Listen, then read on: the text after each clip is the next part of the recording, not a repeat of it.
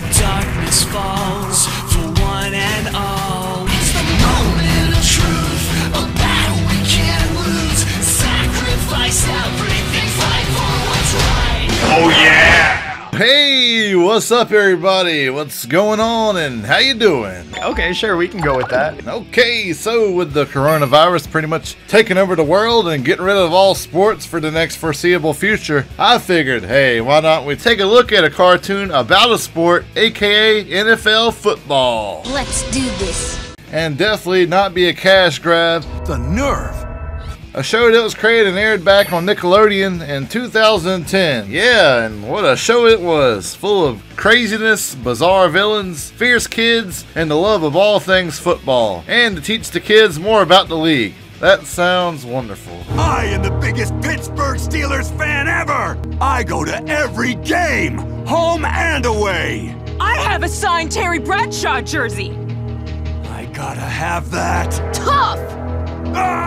We got the sports cartoon titled The NFL Rush Zone. Now, who the hell remembers the NFL Rush Zone? I've got a question for you then. Sure.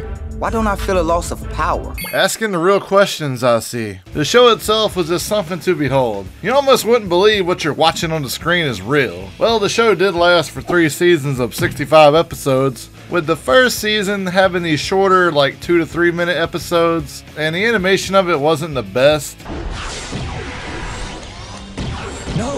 No, not the super big screens. Do not hit my super big screens. But for the following 2 seasons, the animation would get a lot better, and it would be done by the animated studio known as Rollman Entertainment, who was also responsible for shows like Medea's Tough Love and The Jungle Bunch. Hey, those were some really big hits. Hey, I'm sure we all remember those shows, right? No. Oh, come on. Now, let me tell you more about the show. So you had the show starring Ish and his friends, and it was his job to help protect the Megacores from falling into the wrong hands. Guardians Unite! Yep, put all your faith and hope of the NFL in the hands of 6 11-year-olds. That's a great idea. What could possibly go wrong? Very well. The show was set up a lot similar to the show of Power Rangers, as you had all these kids and they would transform into these ultra geared up footballers with these superpowers, and they had to talk with RZ, aka Discount Zordon, who was this blue hologram at HQ, and he would explain their mission each episode, and they would go on through these portals that could lead to all these different football stadiums, and they would use them to get from place to place, and whenever a team needed their help to protect the Megacore from getting stolen by the forces of WildCard, their main nemesis, who if he captured all the Megacores, he would be strong enough to take over the world, and football and life as we know it would all come to an end. Wow. Alright, so let's talk a little bit about the first season. Even though I believe the first season to be the most forgettable, it was still a bizarre ride. Probably due to how batshit crazy the main villain was, and he went by the name of Sudden Death. Pretty much he's this half cyborg, half zombie mutant of destruction. Yeah, I'm not making this shit up. But he was ready to go on a warpath just to take down the NFL and destroy all the Guardians and anybody that stood in his way. Even though he was pretty much a lazy bitch and he made all his robots do all the hard work and go after all the kids. Stupid lucky boy!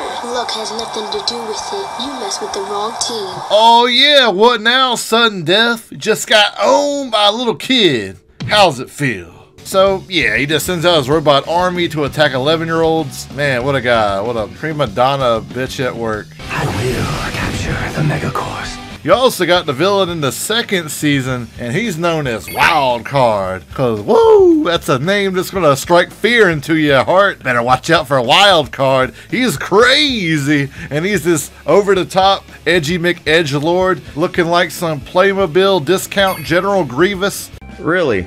And he talks to one of the most sinister voices you've ever heard in cartoon history.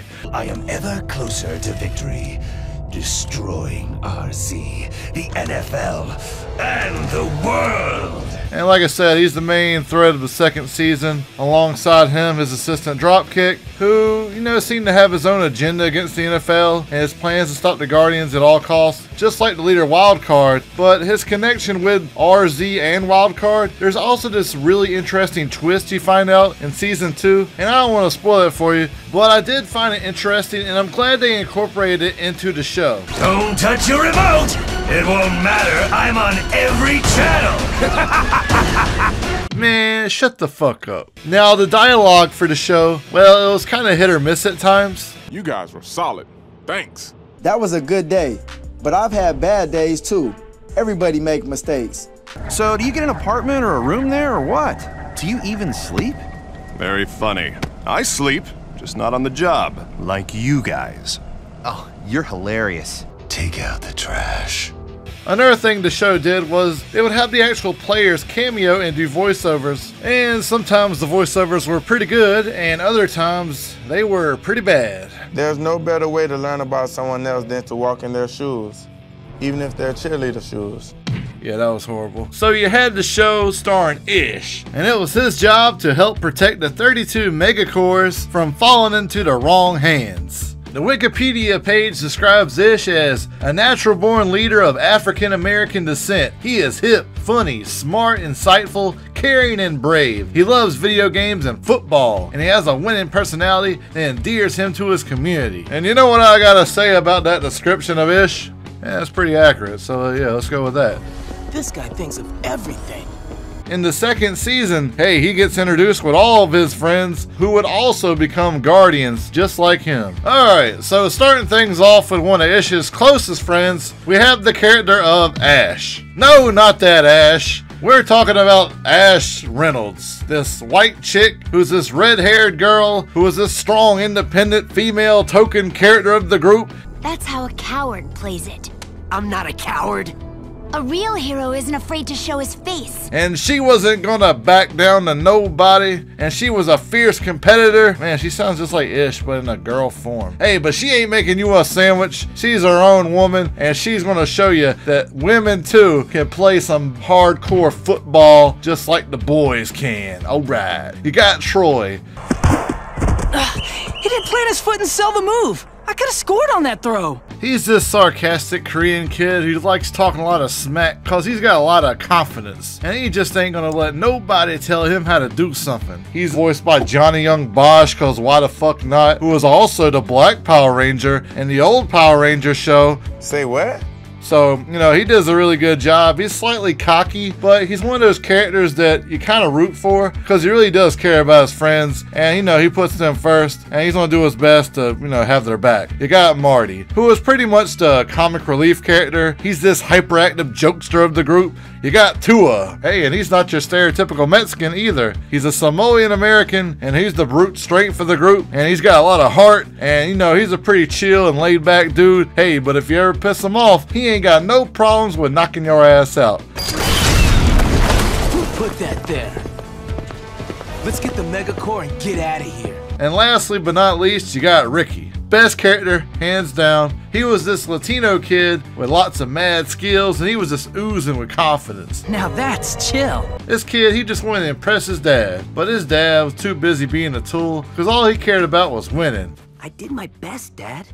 Not good enough to win. Man, what a bitch. But nevertheless, Ricky ain't trying to be shown up by Ish or any of these other kids on the street. Hey, he showed at the start of the show that he only cared about winning. I wonder why. Maybe it was because of his bitch-ass dad. Hey, but as the show went along, he started to learn from his mistakes, and he found out that being a part of the team is a lot more important than showing off to everybody else how badass you really are. And Ricky was the only Guardian who actually had elemental powers. Via, he could freeze shit because he had ice powers, baby. So that's cool. Thanks, Ricky. No problem. This'll cool him down. What'd I tell you? Ricky was so savage in this show, and that's why he is the best character. So I think we all can learn a thing or two from Ricky. Be yourself and be liked for being the best you, because that's all that really matters. There was 3 seasons in total. The first season kinda stank. Say goodbye to your precious The second season, in my opinion, was the best. And the third season, well, they bring Sudden Death back to be another villain to the show. And he's the main threat now alongside Wildcard. And they both just want to do whatever they can to take down those damn meddling Guardians for good. And the show just kind of runs its course like season 2. But sadly, it ends on a cliffhanger. So you really never get to find out what really happens. So it's kind of a crappy way to end the show. It would have been nice to have a finished ending at least. If you're looking for a show with lots of cheese and lots of friendship speeches and never give up and always believe in your dreams and I ain't backing down to none of these stereotypical crazy villains, well, this might be the show for you.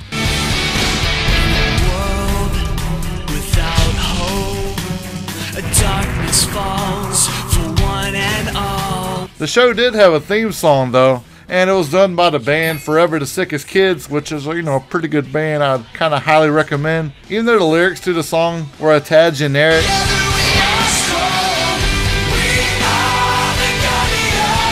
but still had a very nice sounding intro, and it could really get you hyped up for the episodes for season 2 and season 3. And in 2013, McDonald's would include NFL Rush Zone toys in their Happy Meals to attempt to expand their football dominance even more over the minds of kids from around the world. Because NFL Rush Zone rushers are blitzing in the McDonald's Happy Meals. You can score one today. The toys were designed after the 32 rushers from the show, or simply put, based off the mascots. Hey, but some of them had really cool designs. Yeah, like that Lions toy mascot, he actually looked really badass. The show itself wasn't something to behold of extra awesomeness. It wasn't the greatest thing ever. And, you know, it was a train wreck at times, but kind of all in the right ways. I found it very amusing. The episodes weren't really too boring, and it was always fun to see the villains get really upset. But I don't want to teleport! I want holograms! Something RZ cannot defeat! By getting outsmarted by all these kids and this show being so over dramatic at times. With the show trying to be very hip and edgy while trying to connect with the kids to get them more interested in NFL football. Hey, would I recommend this show to people? Kinda, if you want a good laugh. You know, this show is just something to behold, and you kinda just gotta check it out for yourself, and hey, see what you think of it. So, what did you guys think of the NFL Rush Zone? Was it a good show? Did you enjoy it? Was it a piece of garbage? Hey, let me know below, and try to like and subscribe or whatever, and I'll see you guys next time. Remember to stay awesome and to take care. Cory out. Peace. I really want to thank the Guardians. They saved the team, the NFL, they saved the world. We can save the world, together we are strong.